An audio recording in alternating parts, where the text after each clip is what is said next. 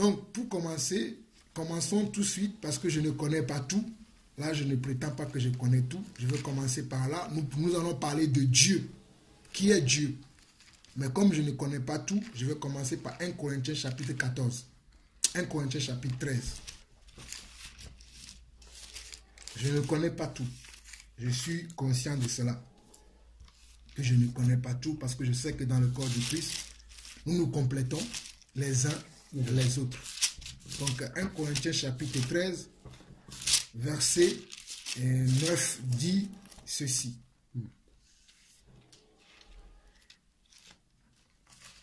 1 Corinthiens chapitre 13, verset 9 dit: car nous connaissons en partie et nous prophétisons en partie. Mais quand ce qui est parfait sera venu, ce qui est partiel sera aboli. 1 Corinthiens 13, verset 9 et 10 dit ceci: car nous connaissons en partie et nous prophétisons en partie. Mais quand ce qui est parfait sera venu, ce qui est partiel sera aboli. La connaissance parfaite, c'est Dieu lui-même. Donc, je vais vous parler de Dieu, mais de ce que moi je connais de Dieu. J'aimerais que vous-même vous puissiez méditer encore plus en profondeur pour que Dieu puisse vous révéler encore plus ce qu'il est.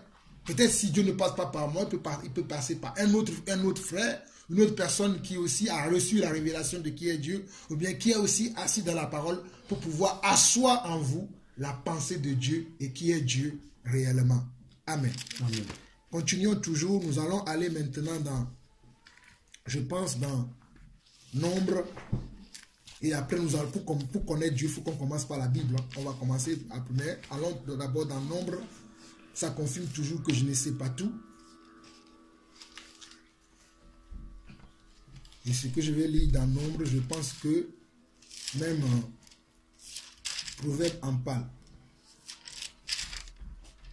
Attendez, je vais trouver le passage en Nombre qui parle de ça.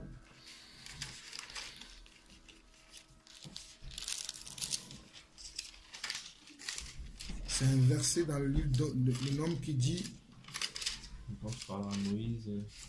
Non, c'est pas Moïse. Où on dit les choses révélées sont pour les hommes et les choses cachées sont pour Dieu. Et je pense que c'est dans Nombre qui a ce passage-là, ou dans Deutéronome. Ou Deutéronome, voilà, si je me trompe. Deutéronome 29. Voilà, effectivement, c'est Deutéronome 29. Voilà, c'est ça. C'est ça. Tout à fait, c'est Deutéronome. Merci, frère Patrick, c'est exactement ça.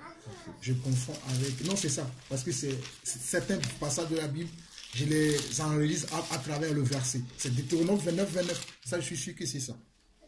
29, 28. Voilà. Non, c'est 29. Deutéronome 29. Moi, j'ai 29, 28. Ah, c'est pas grave. Les choses cachées, c'est 29. Les choses cachées sont à l'Éternel, notre Dieu. Les choses révélées sont à nous et à nos enfants, à perpétuité, afin que nous mettions en pratique toutes les paroles de cette loi. Amen. Donc, Amen. Les choses qui sont révélées, c'est pour nous les hommes. Mais les choses cachées sont pour Dieu. Donc, si la Bible dit qu'il y a des choses cachées qui sont pour ça, veut dire qu'il y en a. Les choses qui sont cachées. Mais ceux qui sont révélés, c'est pour nous les hommes. Amen. Maintenant, allons dans Genèse chapitre 1 pour que nous puissions apprendre.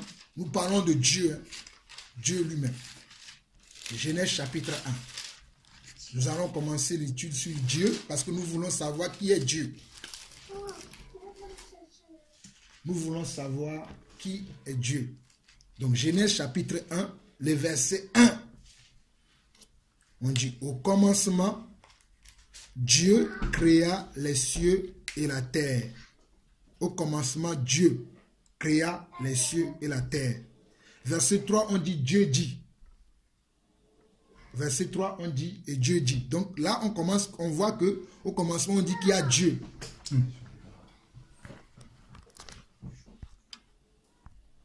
Donc, si nous continuons, toujours dans Genèse, au verset 26, on dit, puis Dieu dit. Je nous attire attention simplement sur le mot Dieu, hein, parce que nous voulons connaître Dieu aujourd'hui. On dit, puis Dieu dit. Amen. Maintenant, nous allons au chapitre 3. avant même d'aller au chapitre 3, chapitre 2, verset 19. Au commencement, on a vu qu'on a dit Dieu. Mais maintenant, au chapitre 2, verset 19, on dit l'Éternel Dieu. Ce n'est plus Dieu, mais avant de dire Dieu, on a employé un mot, Éternel Dieu. Mais parlant toujours de la même personne. Sommes-nous d'accord ou pas? Amen. On parle toujours de la même personne, mais maintenant on dit l'Éternel Dieu.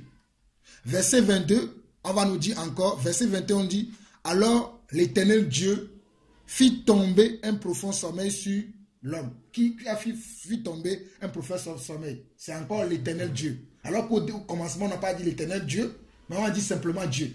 Là maintenant, on dit l'Éternel Dieu. Verset 22, on nous dit l'Éternel Dieu forma. Toujours dans le livre de Genèse. Genèse chapitre 3, verset 21. On dit l'Éternel Dieu dit à Adam. C'est ça des versets que vous connaissez déjà. Hein, c'est juste pour vous voir comment on appelle Dieu.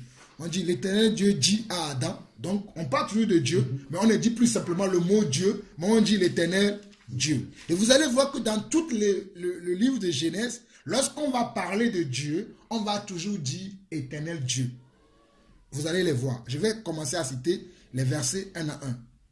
Bon, maintenant, au verset 26 de Genèse chapitre 4,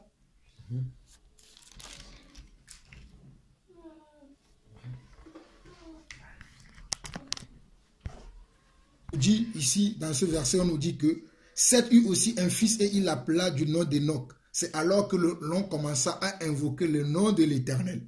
On n'a pas dit cela alors que l'on commençait à invoquer le nom de Dieu, on a dit le nom de l'Éternel. Donc quand on dit le mot éternel, on parle de Dieu. Quand on dit éternel Dieu, c'est Dieu. Quand on dit Dieu tout court, c'est Dieu. Quand on dit éternel, c'est Dieu. Maintenant, on va voir plusieurs fois comment ce nom de l'Éternel a été employé dans le Genèse.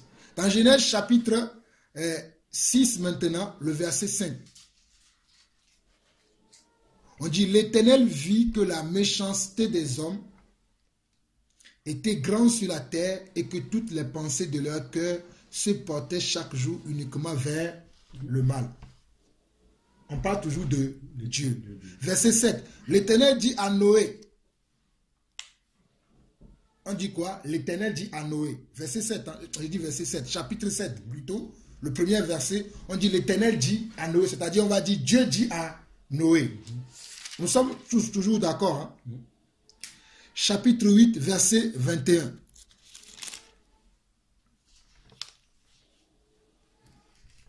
On dit, l'Éternel sentit une odeur agréable.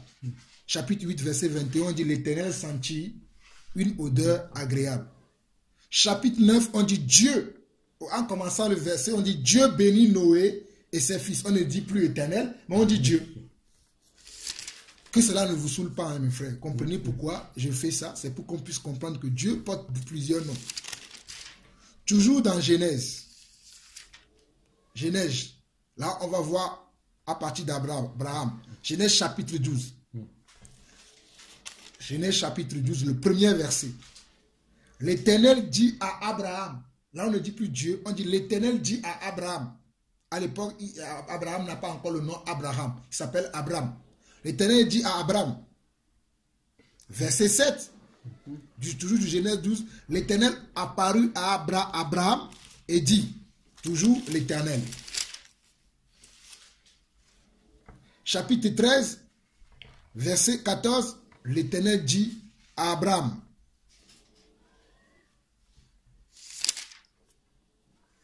Et c'est ainsi que si nous parcourons, pour vous arrêter ce calvaire-là, si nous parcourons tout le livre de Genèse, parce que je l'ai déjà fait. Si tu vois dans ma Bible, partout où il y a le mot l'Éternel, je les ai soulignés. Je peux, parce que c'est comme ça que moi, quand j'ai commencé à apprendre, j'ai commencé à chercher comment s'appelle Dieu. Et ici, dans tout le livre de Genèse, on l'appelle l'Éternel. Bon, pour nous, arrêter de subir ce même répétition, l'Éternel, l'Éternel, l'Éternel, parce que Genèse compte à peu près 40, je pense, combien de chapitres? 50 chapitres, voilà.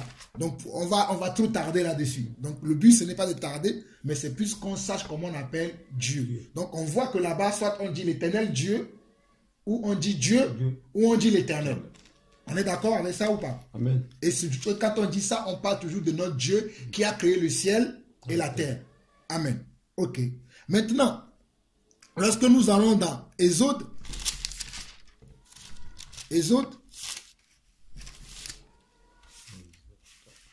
on va continuer à dire encore éternel. Dans Exode, si nous regardons Exode chapitre, il y a plusieurs passages. Hein. Moi, je prends des passages par hasard, mais dans tous ces passages, on parle de Dieu et d'éternel. Dans Exode chapitre 3, le verset 4, Exode chapitre 3, le verset 4, on dit, l'Éternel vit que Dieu se détourne, l'Éternel vit qui se détournait pour voir, et Dieu appela du milieu du buisson et dit à Moïse, et il répondit, me voici. Déjà, on commence le verset, on dit, l'Éternel vit qui se détournait pour voir. On commence le verset, on dit l'Éternel. L'Éternel vit qui se détournait pour voir. Et Dieu l'appela. On n'a pas dit, et l'Éternel l'appela. On a dit, je ne sais pas si c'est la même chose dans vos versions. Hein, mais on dit, et Dieu l'appela. Ok. Vers le verset 13, on dit, Moïse dit à Dieu. C'est-à-dire, Moïse dit à l'Éternel. On est d'accord? Il a dit à Dieu, mais je peux transformer le mot Dieu par le mot éternel. Ok. Toujours dans Exode, chapitre 7. Exode chapitre 7, verset 1. L'Éternel dit à Moïse. Exode chapitre 7, le premier verset, on dit l'Éternel dit à Moïse. Mais avant d'aller au chapitre 7, Exode chapitre 6, verset 6. Exode chapitre 6, verset 6. C'est pourquoi dit aux enfants d'Israël, je suis. C'est qui parle? Dieu. Il dit, je suis moi qui te parle, je suis l'Éternel. Je suis l'Éternel, je vous affranchirai des travaux dont vous chargent les Égyptiens. À l'époque, le peuple d'Israël était comment? En esclavage en Égypte. Et Dieu dit, c'est moi, l'Éternel, qui va vous affranchir. Mes frères, tout ce que nous disons maintenant, notez-les bien. Parce que c'est Dieu qui a affranchi. Personne ne peut affranchir si ce n'est Dieu. Parce que dans la main de Dieu, quelqu'un ne peut pas venir délivrer si ce n'est pas Dieu. Il dit, je suis l'Éternel, je vous affranchirai des travaux dont vous chargent les Égyptiens. Je vous délivrerai. On a déjà vu le chapitre 7. Hein, et je vais vous épargner aussi parce que si nous regardons dans tout le livre des autres, on fait la même chose comme dans le livre de Genèse. Soit on va dire l'Éternel dit à Moïse, soit on va dire Dieu dit à Moïse. Donc on parle toujours de la même personne. Ok. Maintenant, après Exode, nous avons quoi? Lévitique. Dans Lévitique, c'est toujours la même chose. Ici, le mot rocher est apparu. On dit, bon, déjà regardons par le verset 1 de Lévitique. Le chapitre 1 plutôt, de Lévitique, on dit, l'Éternel parla à Moïse. L'Éternel appela Moïse. C'est toujours le Dieu là qu'on a vu déjà, qui parle, qui appela Moïse. C'est l'Éternel. On est d'accord que c'est lui qui appela Moïse. Ok. Le chapitre 2, on dit, chapitre 3, je saute chapitre 3, lorsque quelqu'un offrira à l'Éternel un sacrifice, chapitre 3, hein, le premier verset, on dit, lorsque quelqu'un offrira à l'Éternel un sacrifice d'action de grâce, donc c'est à qui qu'on offre des sacrifices? Oui, à Dieu. À Dieu, Oui. à l'Éternel. Ok. Chapitre 4, on dit l'Éternel parla à Moïse. Donc, pour vous affranchir aussi de ce passage-là, parce que quand on va voir ici dans tout le livre de Lévitique, lorsqu'on va vouloir parler de Dieu, on va toujours parler de l'Éternel parla à Moïse, ou l'Éternel parla à Aaron, ou Dieu parla à Moïse, ou Dieu parla à Aaron, mais toujours le mot Éternel et le mot Dieu sont les mêmes mots. On est d'accord ou pas? Amen. Ok. Maintenant, nombre.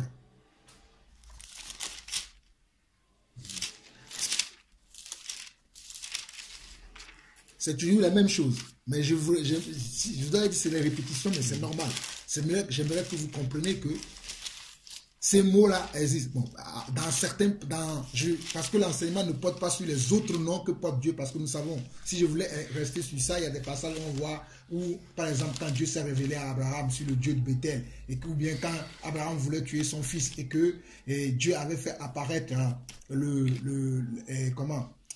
bélier et qu'il a tué, il va appeler cette partie-là, il va dire l'Éternel a pourvu et il va dire l'Éternel j'avais géré. Mais je ne suis pas en train de vous apprendre le nom, les plusieurs noms que Dieu peut avoir, mais l'identité, comment c'est-à-dire les noms que Dieu porte dans la Bible. Sinon, on pourrait rester sur les plusieurs noms que Dieu porte. Mais je voudrais que vous sachiez que le mot éternel, le mot Dieu, tous ces noms-là sont attribués à notre Dieu. Parce que nous voulons comprendre qui est Dieu. Si on commence par là, c'est parce que nous voulons comprendre qui est Dieu le Père, qui est le Fils et qui est le Saint-Esprit. C'est pour ça qu'on parle de ces choses-là. On veut savoir qui est Dieu le Père, qui est le Fils qu'on appelle Jésus et qui est le Saint-Esprit. Mais on ne peut pas comprendre ces choses-là sans connaître d'abord qui est Dieu. Pour voir s'il n'y a pas de similitude dans ces choses-là.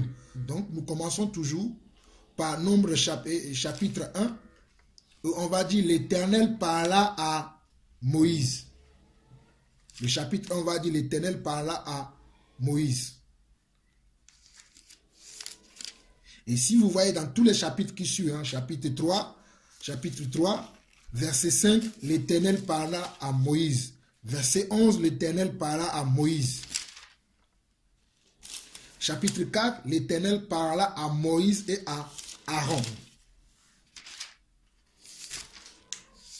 Maintenant, on va dans Deutéronome.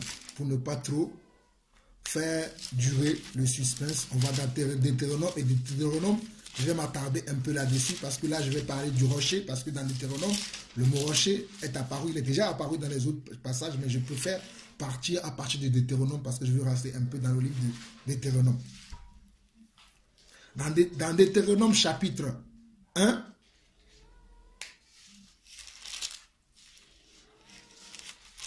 verset 6.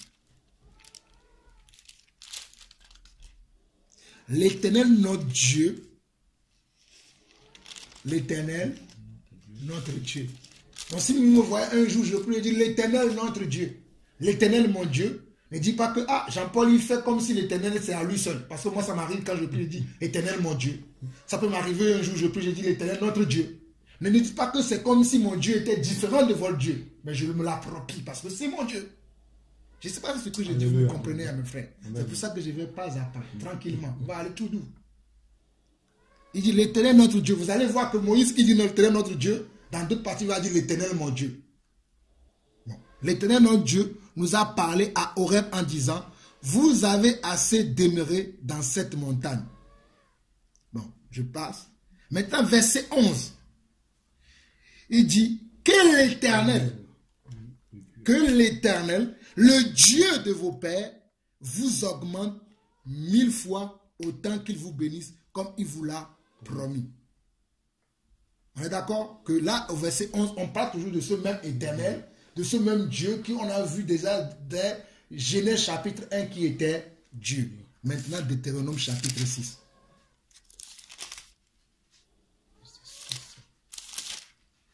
Avant d'aller même dans Deutéronome chapitre 6, allons déjà dans chapitre 2, verset 4, verset 7.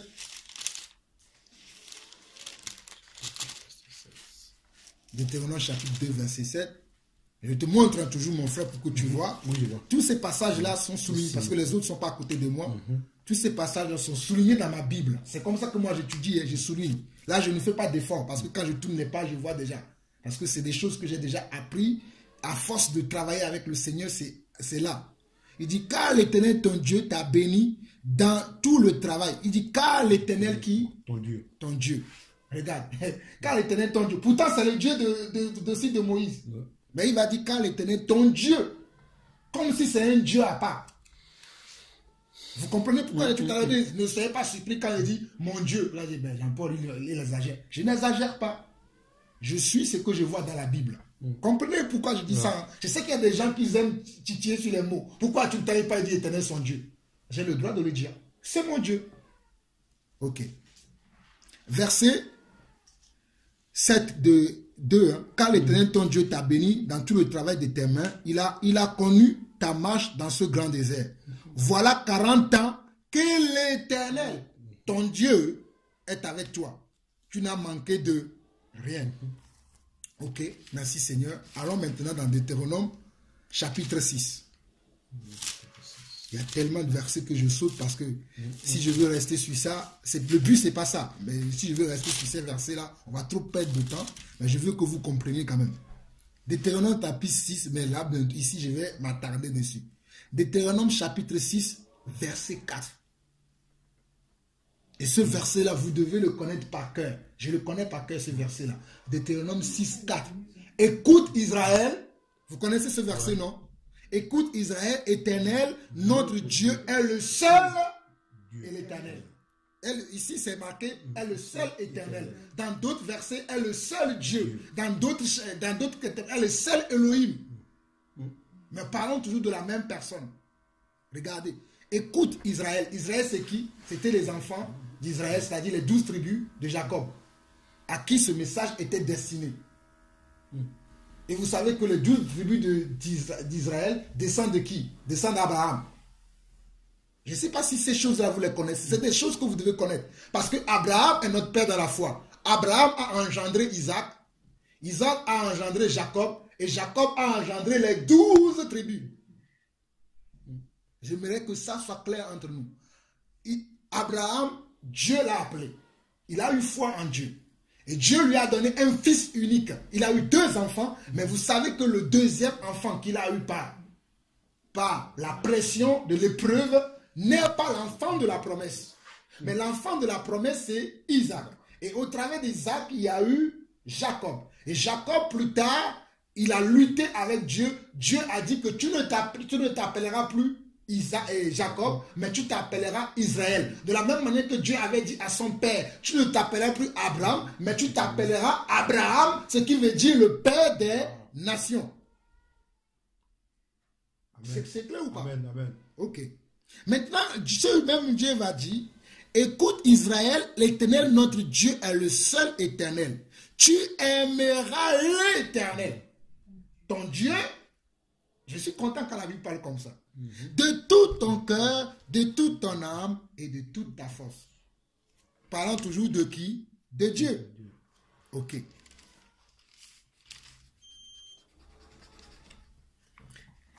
Exode, et je dis Exode, Deutéronome chapitre 7. Verset 7. Et Deutéronome chapitre 7. Avant même d'aller au verset 7, c'est toujours, on peut lire le premier verset, il dit, l'Éternel ton Dieu t'aura fait entrer dans le pays dont tu vas prendre possession et qu'il chassera devant toi beaucoup de nations. On dit, l'Éternel ton Dieu va te faire entrer dans un pays où il chassera devant toi beaucoup de nations. Le verset 7, on dit, ce n'est point parce que vous surpassez en nombre tous les peuples que l'Éternel s'est attaché à vous et qu'il a choisi et qu'il vous a choisi car vous êtes le moindre de tous les peuples. Verset 8, mais parce que l'Éternel vous aime. On est d'accord? Bon, maintenant, le chapitre 8, et après je vais sauter parce que si on continue, on va toujours continuer comme ça. Mais après je vais sauter. Maintenant, le chapitre 8, le verset 10, on nous dit, garde-toi d'oublier l'Éternel ton Dieu. Garde-toi d'oublier l'Éternel ton Dieu au point de ne pas observer ses commandements, ses ordonnances et ses lois que je te prescris aujourd'hui lorsque tu mangeras et te rassasieras, lorsque tu habiteras de belles maisons, lorsque tu verras multiplier ton gros et ton menu bétail s'augmenter, ton argent et ton or s'accroître à toi. Prends garde que ton cœur ne s'enfle et que tu n'oublies l'Éternel, ton Dieu, qui t'a fait sortir du pays d'Égypte, de la maison de servitude. Verset 17. Garde-toi de dire en ton cœur, ma force et la puissance de ma main m'ont acquis ces richesses. Souviens-toi de l'Éternel, ton Dieu, car c'est lui qui te donnera de la force pour les acquérir, afin de confirmer comme il le fait aujourd'hui son alliance qu'il a juré à tes pères. Si tu oublies l'Éternel ton Dieu et que tu ailles après d'autres dieux, si tu les sais et te procèdes devant eux, je vous déclare aujourd'hui que vous périrez. Donc on voit que tout ce qu'on voit dans la Bible, c'est l'Éternel Dieu qui le fait.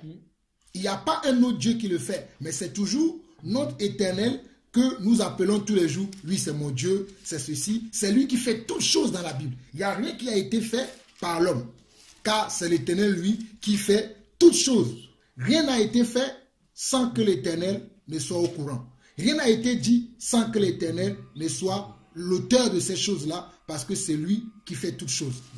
Maintenant, je vais revenir à un verset dans Deutéronome chapitre, avant Deutéronome, je vais Nombre chapitre 27, le verset 15. Chapitre 27.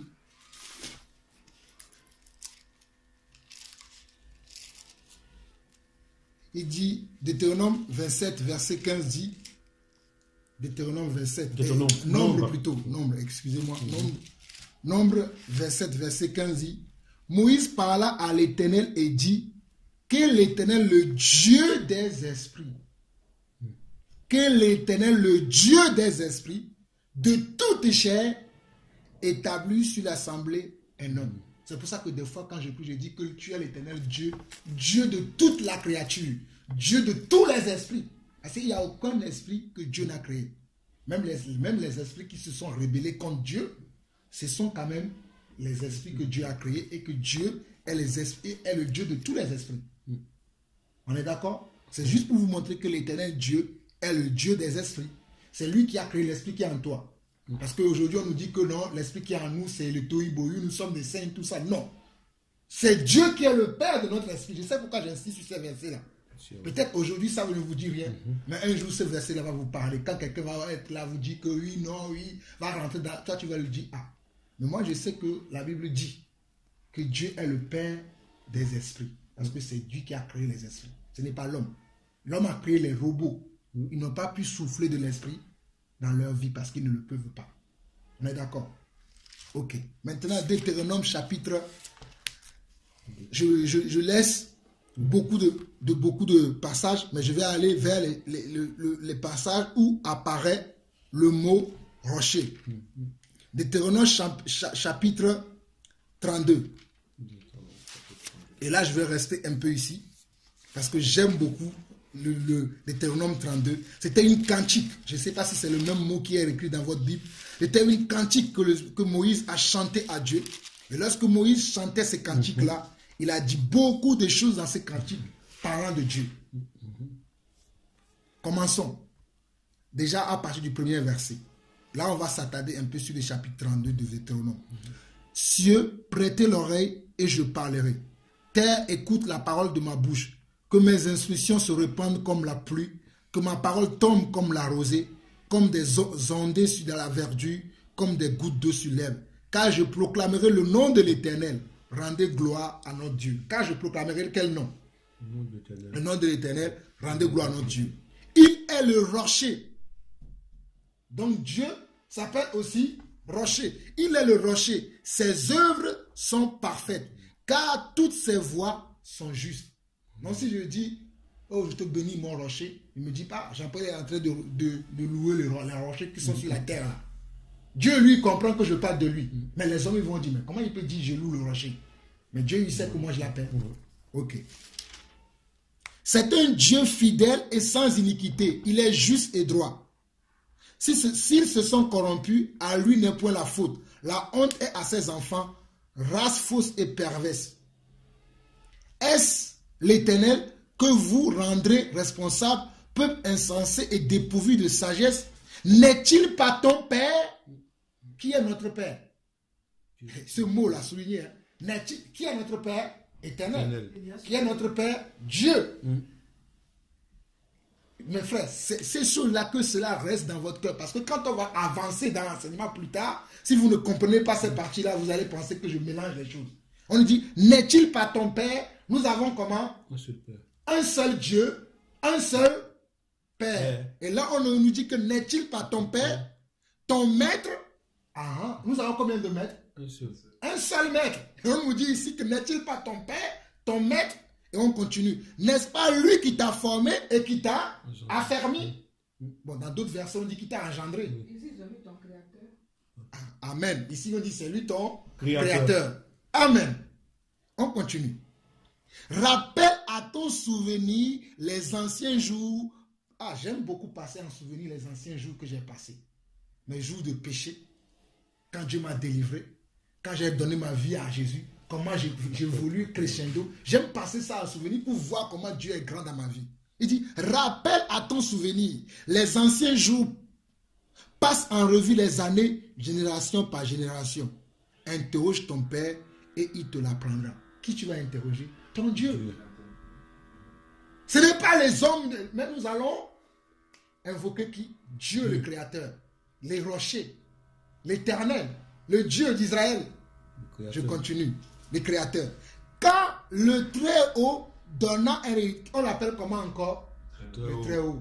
J'aime quand j'adore Dieu de lui donner tous les noms que je connais de lui. C'est pas pour vous dire que je connais Dieu. Certains vont dire, il est dans l'orgueil celui-là. Non, j'aime révéler à Dieu ce que je sais de lui. J'aime chanter quand je chante, je dis, oh Dieu est l'éternel. J'aime dire, vous me connaissez maintenant. Quand je chante, j'aime dire, des fois il dit Yeshua, il dit Amashia, il dit Elohim, il dit, parce que je connais. Et lui, il sait. Je ne dis pas ça pour vous dire que je connais. Mais c'est comme ça, c'est son esprit à moi qui me pousse à l'adorer comme ça, qui me pousse à faire comme ça. Je continue. Verset 12. Je saute les versets, je descends au verset, on peut lire, verset 10. Verset 10. Il l'a trouvé dans une contrée déserte, dans une solitude aux effroyables hurlements. Il l'a entouré, il a pris soin, il l'a gardé comme la prunelle de son œil. Et ce passage-là, on va le retrouver dans le livre de Psaume. Ce passage-là. Qui dit, l'Éternel garde comme la prunelle de ses yeux. Il se retrouve dans le livre de Psaume. C'est pour ça que je dis, quand on lit la Bible, il faut prendre les versets et les coller pour former le bon pesant. Ok. Verset 12. L'Éternel seul a conduit son peuple. Il n'y avait avec lui aucun Dieu étranger. L'Éternel seul. Ok. Continuons. Arrivons maintenant au verset 19. L'Éternel l'a vu, il a été irrité, indigné contre ses fils et ses filles. Il a dit, je leur cacherai ma face, je verrai quelle sera leur fin, car c'est une race perverse. Ce sont des enfants infidèles, ils ont excité ma jalousie par ce qui n'est point Dieu. Ils m'ont irrité par leur vaine idole et moi, j'exciterai leur jalousie par ce qui n'est point peuple. Je les hériterai par une nation insensée. Car le feu de ma colère s'est allumé et il brûlera jusqu'au fond du séjour des morts. Je saute encore vers le verset 28. Il dit, c'est une nation qui a perdu le bon sens. Il n'y a point en eux, et après je vous conjure mes frères, méditez ce livre de Exode 32 là. Il regorge beaucoup d'enseignements.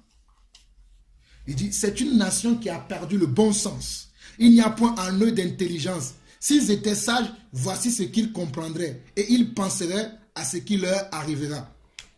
Comment un seul en poussera-t-il 1000 et deux en mettraient-ils 10 000 en fuite?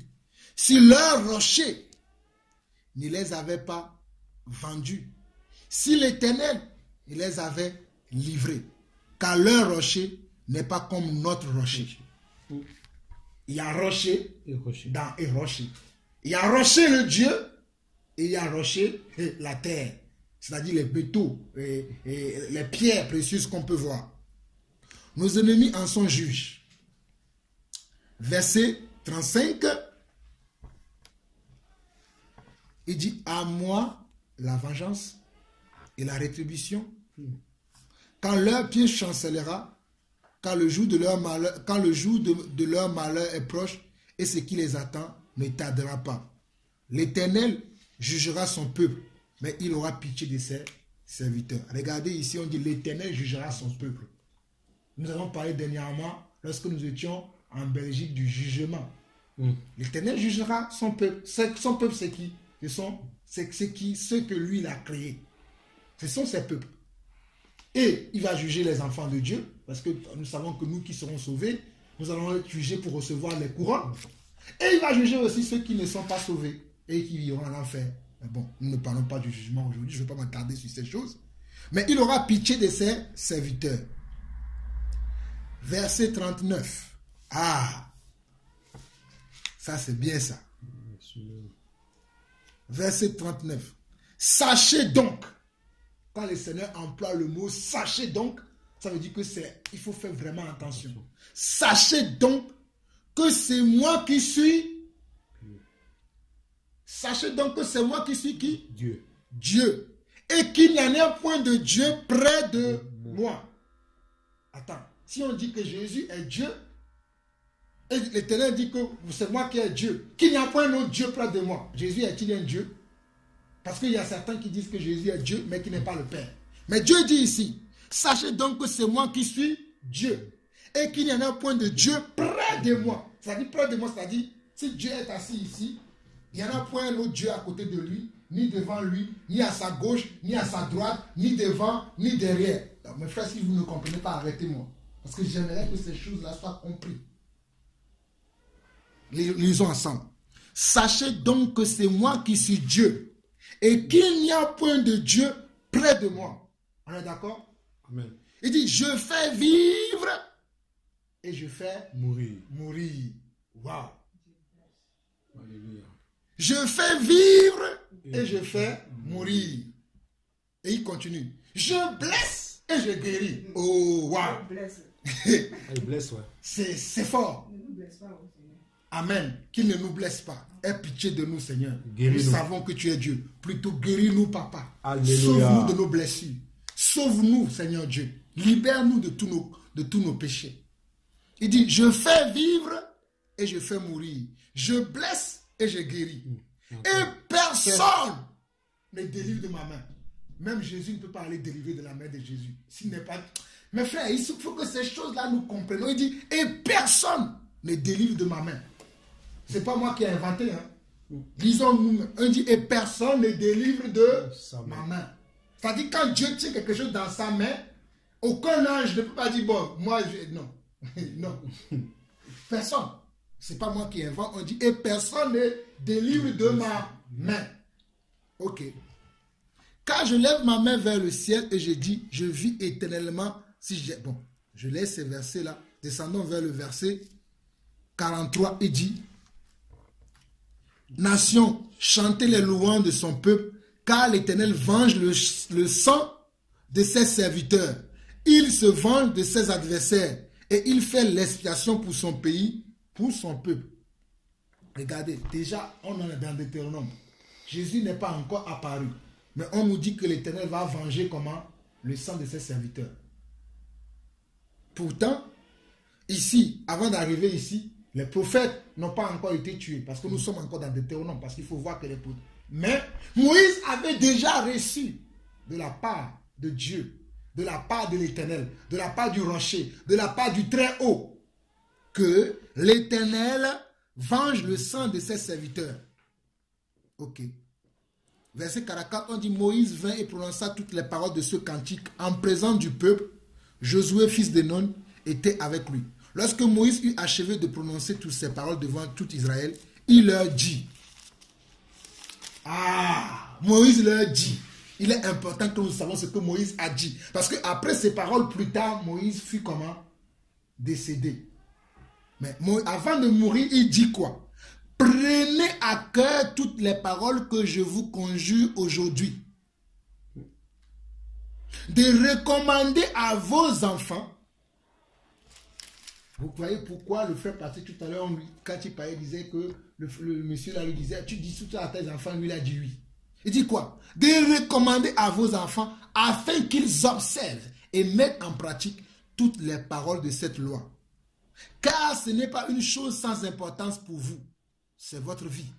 Et c'est là que vous prolongerez vos jours dans le pays dont vous aurez la possession après avoir passé le Jourdain.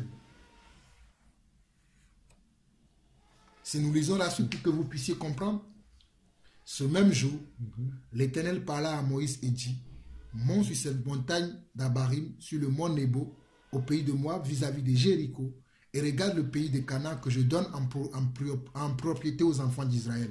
Tu monteras sur la montagne où tu vas monter et tu seras recueilli auprès de ton peuple, comme Aaron ton frère est mort sur la montagne de Hor et a été recueilli auprès de son peuple.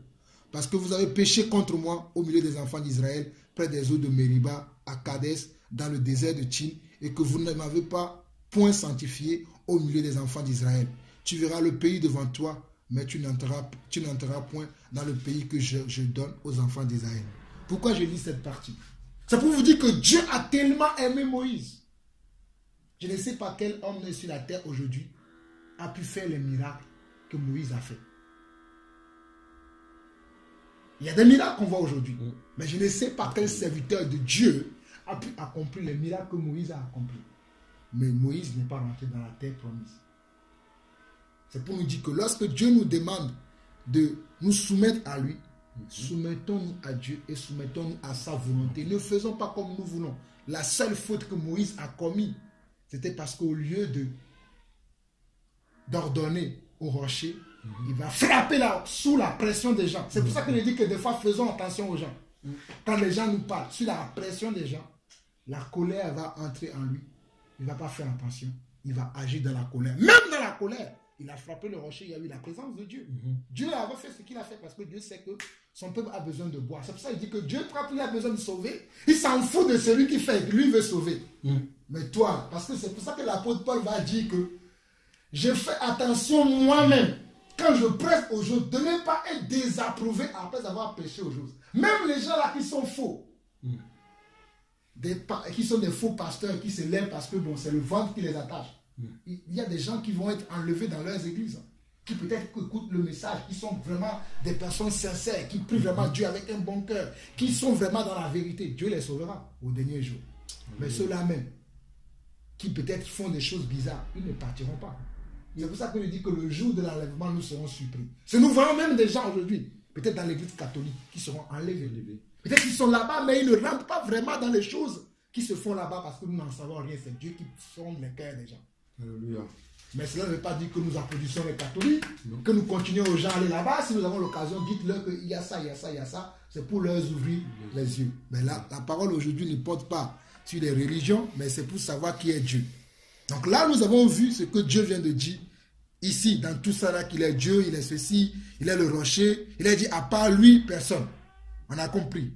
Parce que je suis passé par l'Ancien Testament pour que nous puissions comprendre. Mais avant de quitter ici, j'aimerais lire encore deux, trois versets peut-être dans Deutéronome ou Nombre, avant que nous puissions aller dans... Et après, on va aller dans Ésaïe, parce que nous allons continuer la suite dans Ésaïe. Parce que dans Ésaïe, c'est là où Dieu révèle encore beaucoup de choses. Dieu révèle beaucoup de choses dans Ésaïe. Mais avant d'aller dans Ésaïe, je vais chercher le passage là. Donc, c'est le passage qui parle du Seigneur, du Seigneur. Je pense que c'est dans Deutéronome. Je vais tomber dessus. Et nous allons après aller dans Ésaïe.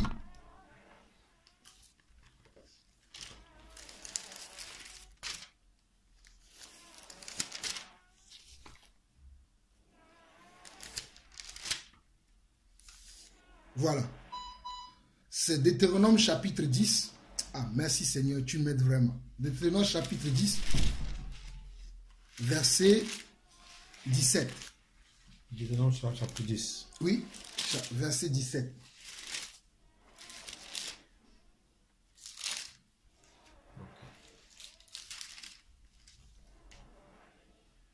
Il dit, car l'Éternel, votre Dieu, est le Dieu des Dieu. Dans ma Bible, je ne sais pas si c'est la même chose. Le premier Dieu est écrit avec un D majuscule. Des dieux est écrit avec un petit D. On dit est le Seigneur des seigneurs. Le premier Seigneur est écrit avec un S majuscule. Et le deuxième Seigneur est écrit avec un petit S. Le Seigneur des seigneurs. Le Dieu grand, fort terrible, qui ne fait point de favoritisme et qui ne ressent point de présent. Ce même verset-là, on dit le Seigneur des Seigneurs, se trouve dans un autre verset en Apocalypse. Mais aujourd'hui, on va pas aller là. Mais quand on va avancer plus loin, c'est pour ça que je vous donne ces passages. Notez-les. Quand on va aller plus loin, après je vais vous dire, on va relier tous ces versets dont on a parlé. Après, on va les relier ensemble.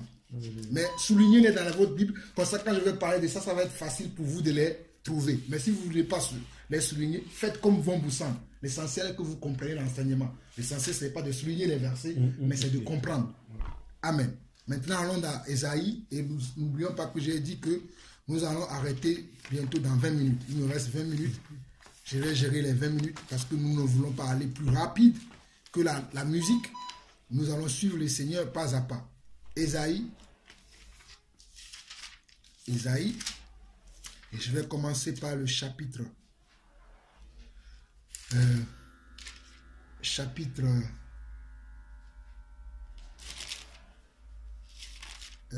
vais prendre le chapitre 1. Commençons par le chapitre 1 d'Ésaïe. Verset 18. Chapitre 1, verset 18. Verset 18. Ésaïe chapitre 1, verset 18. Il dit, venez et plaidons. Alléluia. Venez et plaidons, dit l'Éternel. Si vos péchés sont comme le cramoisi, ils deviendront blancs comme la neige. S'ils sont rouges comme la pourpre, ils deviendront comme la laine. Si vous avez de la bonne volonté et si vous êtes docile, vous mangerez les meilleures productions du pays. Qui parle ici? C'est toujours Dieu. On dit venez et plaidons, dit l'Éternel. Dit qui? Je peux remplacer ce mot éternel par venez et plaidons, dit Dieu. Venez et plaidons, dit le rocher. Venez et plaidons, dit l'Éternel. Venez et plaidons, dit le Créateur. Amen. Si vos péchés sont comme le cramoisi, ils deviendront blancs comme la neige. Ça veut dire que c'est lui qui va le faire. C'est ce que le Seigneur veut dire là. Dans Ésaïe chapitre 2, verset 12. Là, nous sommes dans Ésaïe chapitre 2. Le verset 12, à partir du verset 12, nous allons lire jusqu'à un certain verset. Mais dans ma Bible, il est écrit prophétie. Le premier verset dit prophétie d'Isaïe, fils d'Amon, sur Juda et Jérusalem. J'ai l'habitude de dire qu'il y a certaines prophéties qui ont été données dans l'Ancien Testament, qui sont déjà accomplies. Mais il y a certaines prophéties qui sont déjà données, qui ne sont toujours pas accomplies. Et j'aimerais que ça aussi, que nous le gardons. Il y a des prophéties qui ont été données par les anciens prophètes, c'est-à-dire les prophètes avant nous, les prophètes qui existent maintenant dans l'Église. Parce que dans l'Église, nous savons aujourd'hui que Dieu a donné des gens comme apôtres, les autres comme prophètes. Donc il y a encore des prophètes aujourd'hui. Mais les prophètes d'avant ont déjà donné des prophéties qui ne sont pas encore accomplies. Et ici, c'est une prophétie que que le prophète Ésaïe avait reçue. Et dans le premier verset, on dit prophétie d'Ésaïe, fils d'Amon, sur Juda et Jérusalem. Il arrivera dans la suite des temps que les montagnes de la maison de l'Éternel sera fondée sur le sommet des montagnes. N'a-t-il pas des maisons aujourd'hui qui sont formées sur les sommets des montagnes et les gens vont là-bas pour adorer? N'a-t-il pas ça aujourd'hui? Il dit qu'elle s'élèvera par-dessus des collines et que toutes les nations y afflueront. Des peuples s'y rendront en foule et diront venez et montons à la montagne de l'Éternel, à la maison de Dieu de Jacob, afin qu'il nous enseigne ses voies et que nous marchions dans ses sentiers.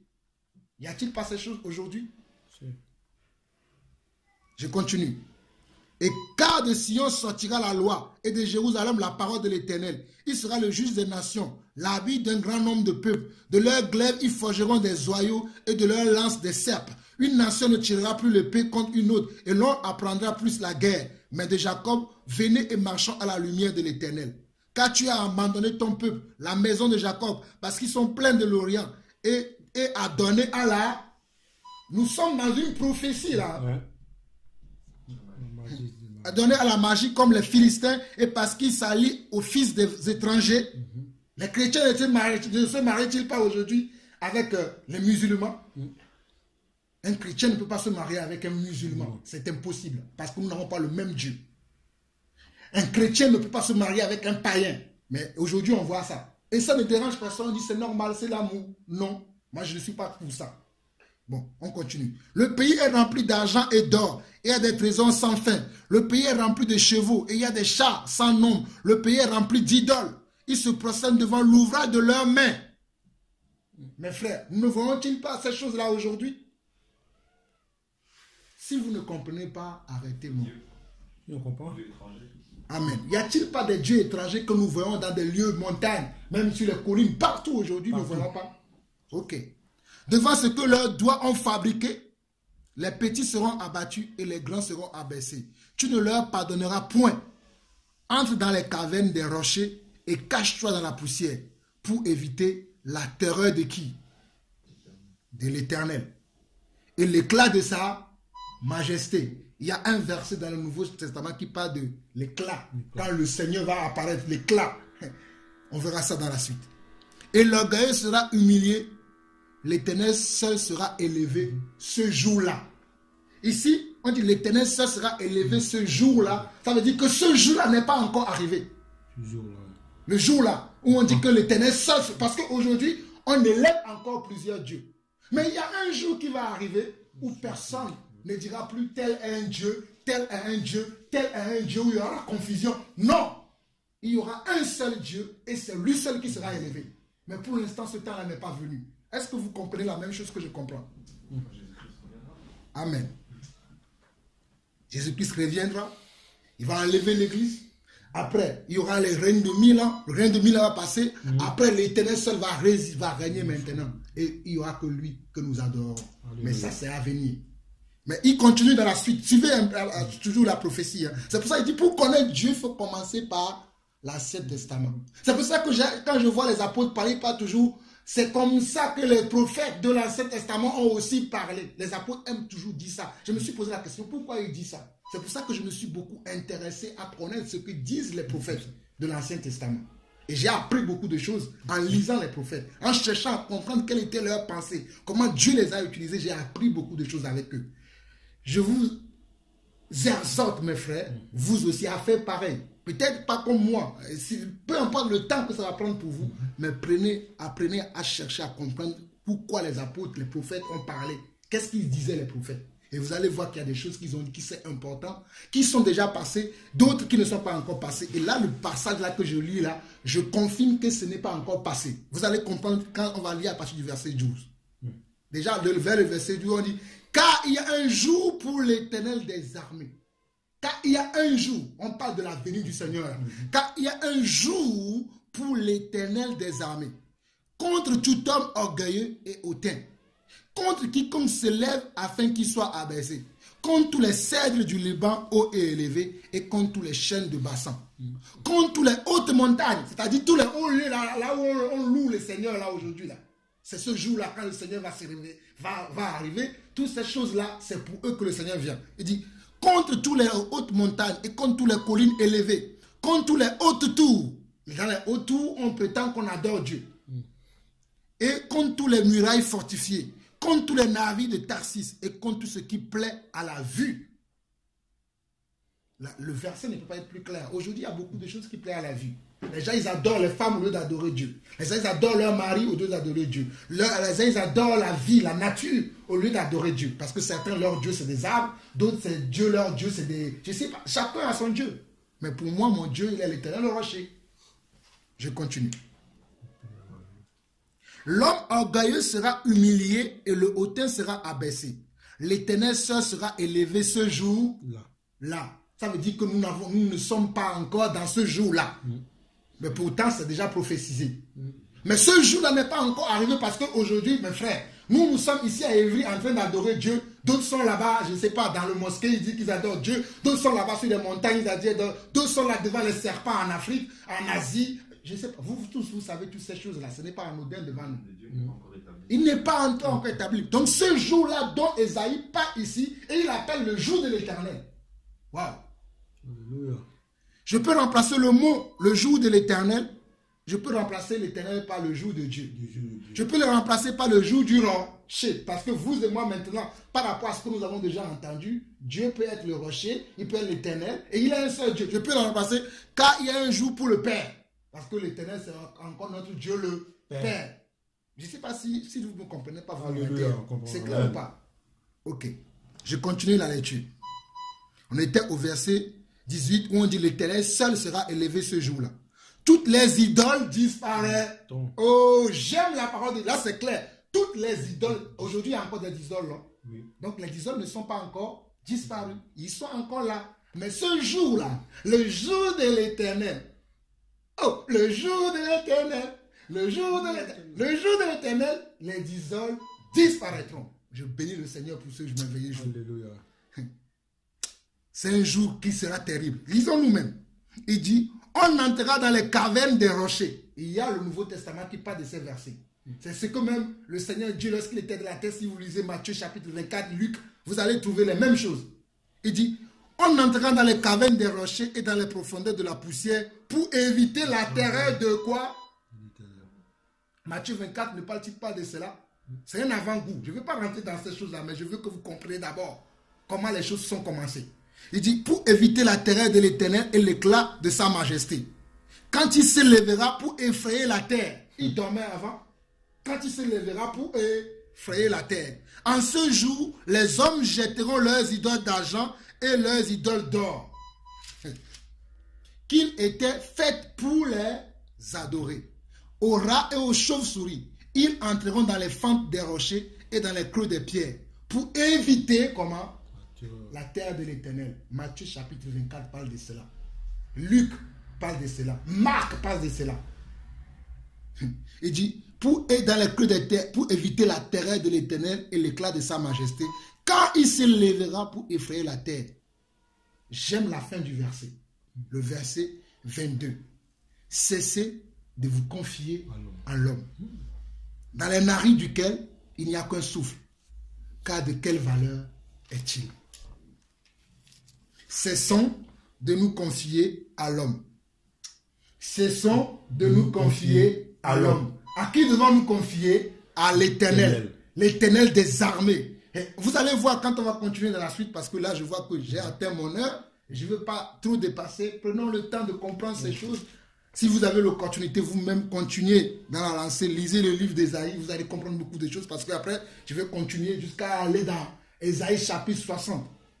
Parce qu'on va continuer, vous allez comprendre qui est notre Dieu, avant d'aller dans le Nouveau Testament pour expliquer ce que les apôtres ont dit, qu'aujourd'hui ça crée des troubles. Dieu est-il le Père? Dieu est-il le... Ça là, on comprendra. Mais déjà, le verset dit, cessez de vous confier en qui?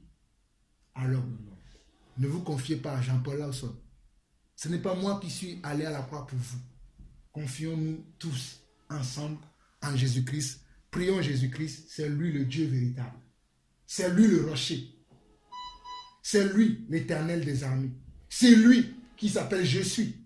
Tout à l'heure, j'ai dit, je voulais dire, il a dit c'est moi, je dis je suis l'Éternel. Vous allez voir que dans le Nouveau Testament, dans un verset dans Jean, il va dire Abraham, quand Abraham fut, je suis. Mais tout ça, ça ne donne pas de réponse aux gens. On est toujours dans les revendications. Chacun veut donner la main. Donc, comme je vous l'ai dit, je vois déjà la sœur qui lève la main. Moi, je ne veux plus faire des commentaires. C'est vous qui allez continuer. Et on continuera la prochaine fois. C'est peut-être vous avez aussi des versets à aller à partager avec nous. Même si c'est petit, vas-y, partage. Il n'y a rien qui est petit. On dit, bon, tout à l'heure, on ne se confie pas en homme. C'est bon. Mais si une personne a un grand problème, quelque chose qui s'est passé, bon, ça, je ne comprends pas. Alors, bon, moi, je peux t'appeler pour te confier ce problème-là. Oui. Avant de te confier, je dois demander au Seigneur d'abord, non? Tu dois demander au Seigneur, mais ce que tu dis, je comprends. C'est-à-dire, se confier à moi, c'est de dire, c'est pas que tu mets ton espoir en moi, mais tu m'appelles pour que je puisse t'aider à prier ensemble. C'est différent. C'est ça ce que tu veux dire ou pas? Ouais. C'est ça. Moi, il m'arrive des choses, des fois, j'appelle le frère Patrick, ou je dis à frère, priez pour moi. C'est pas que je me confie à vous, mais je dis que soutenez-moi ensemble dans la prière, mais je fais confiance au Seigneur. Je me rappelle lorsque mon épouse était malade, il y avait une soeur qui m'avait appelé, et j'étais tellement confiant, et la soeur même m'a dit que je sais que vous croyez en Dieu, mais je me dois aussi le devoir de vous appeler, de vous soutenir, de vous encourager. Et je trouve ça normal. C'est pas qu'elle veut que je me confie à elle, mais elle veut me dire que ne pensez pas que vous êtes seul, mais nous pensons aussi à vous. Gloire à Dieu. C'est pour ça que nous sommes tous dans le Seigneur. Amen. En tout cas, pour aujourd'hui, je vais m'arrêter là. On continuera la prochaine fois parce que je vous avais dit que l'enseignement sur Dieu, c'est long. C'est pas si je veux continuer aujourd'hui, on ne finira même pas aujourd'hui. Je vous l'avais déjà prévenu. Donc commençons petit à petit, mais au fur et à mesure que nous allons avancer étape par étape, nous allons comprendre. Déjà, là, nous avons déjà la perspective. Là, nous sommes restés au chapitre 2 d'Ésaïe, mais ce qu'on voit là, ce n'est pas encore accompli. Mais déjà, on voit qu'on nous dit que le jour de l'Éternel sera un jour comment? On a vu, on a lu, mais ce jour-là n'est pas encore arrivé. Mais Jésus lui-même aussi va dire dans Matthieu 24 que le jour du Seigneur, lui va dire maintenant qu'il viendra comme un voleur. Mais pourtant, c'était la même chose dont il parle. Hein. Parce que lui aussi, il parle, il dit quoi? Le jour du Seigneur. Là, il dit le jour du Seigneur. Nous avons vu tout à l'heure que dans Deutéronome, chapitre 10, que Dieu s'appelle aussi le Seigneur des Seigneurs. Et Jésus, lui, va dire dans Matthieu que le jour du Seigneur viendra comme un voleur. Ici, Ésaïe, lui, il le dit d'une autre manière. Mais pourtant, il dit la même chose. Je ne sais pas si ce que... Moi, c'est évident pour moi. Hein. Peut-être de me comprendre, mais je ne sais pas si vous comprenez. C'est pour ça que des fois, je vous pose la question pour ne pas parler dans le vide. Donc, c'est déjà un aperçu de la chose, savoir que le jour du Seigneur, là, ce jour-là n'est pas encore venu. Mais Ésaïe avait déjà prophétisé de cela. Je disais la dernière fois que c'est sur l'ancienne corde qu'on tisse la nouvelle. Donc, que ces choses-là commencent à... Cherchez vous-même, vous allez voir que vous allez commencer à lire la Bible, des choses vont commencer à rentrer. Vous allez dire, mais j'ai jamais vu ça, j'ai jamais vu ça, j'ai jamais vu ça. Vous allez, il y avait ça aussi, il y avait ça aussi, parce que tout est dans la Bible. Non, pas tout forcément, mais l'Esprit de Dieu va nous conduire à trouver les choses qui vont nous ouvrir au fait l'intelligence, qui vont nous ouvrir notre compréhension, afin que nous puissions saisir au fait, créer la pensée de Dieu. Mais comme je l'ai commencé tout au début, je suis quand même humble que nous ne connaissons pas tout. Je dis tout ça là, mais mes frères, je vous avoue que je ne connais pas tout. J'ai encore besoin de connaître encore. Alléluia. Mais au moins, j'ai une connaissance, un aperçu, qui peut-être est flou selon le passage. On dit que nous connaissons en partie d'un moyen obscur. Mais au moins, c'est quand même une connaissance que j'ai quand même.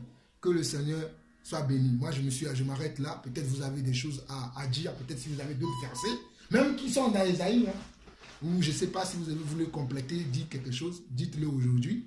Et nous continuerons la semaine prochaine toujours sur Dieu. Et là, je pense que la semaine prochaine, là, au moins, on va entamer tous les livres d'Ésaïe. Au moins, on entamera tout. Là, quand on va entamer déjà les livres d'Ésaïe, ça va être clair déjà. Vous allez comprendre plein de choses. Ça va être clair, mais la semaine prochaine, on va le finir. On va s'arrêter au chapitre 2 aujourd'hui. Donc, on continuera à partir du chapitre 2. Parce que le chapitre 2, je pense qu'on va lire chapitre 3, 10 et après on va sauter des chapitres parce qu'après on va aller sur le chapitre où on a parlé de... Je peux le lire tout de suite, on a parlé de... Non, si je peux lire ça, peut-être je vais encore parler et ça va risque de rallonger encore un peu. Soyons patients. La Bible dit que l'esprit de prophète est soumis aussi au prophète. Trop parler aussi, c'est pas bon. Donc, si vous avez des choses à ajouter, vous avez la parole. Amen. Amen.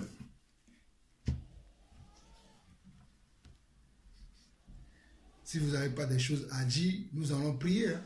Nous allons prier et nous allons remettre le reste de la semaine dans les mains du Seigneur.